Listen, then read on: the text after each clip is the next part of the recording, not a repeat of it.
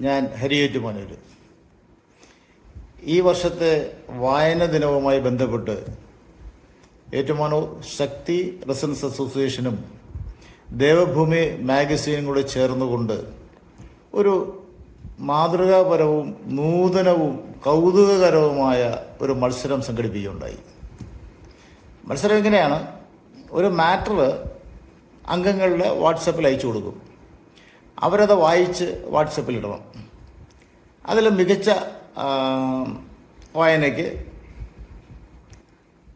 സമ്മാനം ലഭിക്കും. അപ്പോൾ അതിൻ്റെ ഒരു ജഡ്ജിങ് പാനലിൽ ഞാനുണ്ടായിരുന്നു. അതിൻ്റെ മൂല്യനിർണ്ണയം നടത്തുന്ന ആൾക്കാരിൽ ഒരാൾ ഞാനായിരുന്നു. അപ്പോൾ എനിക്ക് പൊതുവെ ഒരു അഭിപ്രായം ഈ മത്സരാർത്ഥികളോട് പറയാനുണ്ട്.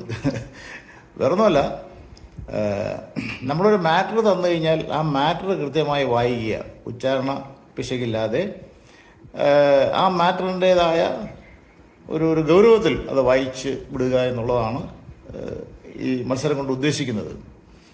അവിടെ തിരുവനന്തപുരത്തുകാരനായ ഒരാൾ തിരുവനന്തപുരം ഭാഷയിലാണെന്ന് വായിക്കുന്നതെങ്കിൽ, കാസർഗോഡുകാരനായ ഒരാൾ കാസർഗോഡ് ഭാഷയാണ് വായിക്കുന്നതെങ്കിൽ, തൃശ്ശൂർക്കാരനായ ഒരാൾ തൃശ്ശൂർ ഭാഷയിലാണ് വായിക്കുന്നതെങ്കിൽ അത് മൂല്യനിർണ്ണയം നടത്താൻ വലിയ ബുദ്ധിമുട്ടാണ്. കാരണം അത് അവരുടെ വാമൊഴിയാണ്.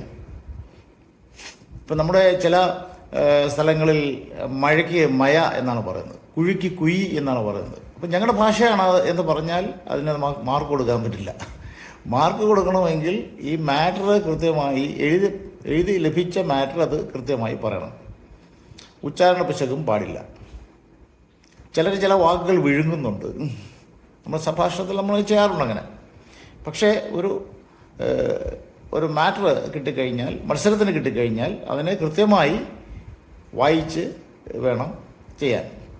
ഇപ്പോൾ നമ്മൾ കായാമ്പൂ കണ്ണിൽ വിടരും എന്നൊരു പാട്ടുണ്ടല്ലോ. കായാമ്പൂ കണ്ണിൽ വിടരും. ഈ പാട്ട് തിരുവനന്തപുരത്തുകാരൻ പാടിയാലും പാകിസ്ഥാൻകാരൻ പാടിയാലും, ചിലപ്പോൾ സായിപ്പന്മാർ പാടാറുണ്ട്, സായിപ്പന്മാർ പാടിയാലും കാസർഗോഡുകാരൻ പാടിയാലും എല്ലാം ആ കൃത്യമായ ആ പാട്ടാണ് പാടുന്നത്. അതിനകത്ത് അവരുടേതായ ഒരു വാമൊഴി വഴക്കം വരുന്നില്ല. അപ്പോൾ എനിക്ക് പറയാനുള്ള കാര്യം, ഇതൊരു നൂതനമായൊരു മത്സരമായിരുന്നത്.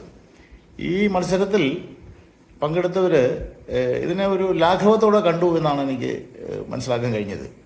ഒരു മാറ്റർ പെട്ടെന്ന് വായിച്ചു വിടുന്നു, അതല്ലല്ലോ.